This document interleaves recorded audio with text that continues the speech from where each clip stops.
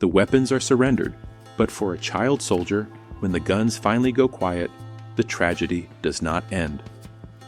In fact, an entirely new war begins, the war of returning. Imagine being 16 years old. You have spent the last 7 years of your life deep in the bush. You have never sat in a classroom. You do not know how to read a book, but you know the exact sound an artillery shell makes before it hits the earth. You know how to survive. And now, the United Nations peacekeepers strip you of your uniform, take your rifle, and tell you to just go home. But home is a complicated, dangerous place. The communities these children return to are often the very same communities they were forced to raid and terrorize.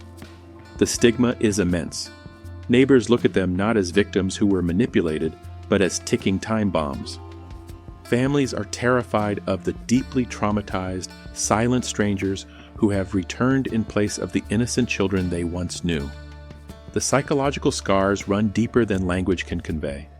These young men and women suffer from severe post-traumatic stress disorder. They endure paralyzing night terrors. How many people do you think you've killed altogether in the last 3 or 4 years? I reckon with I remember killing 120 people. And perhaps the most destructive force of all is the crippling, overwhelming guilt for actions they were forced to commit before their moral compass had even fully developed.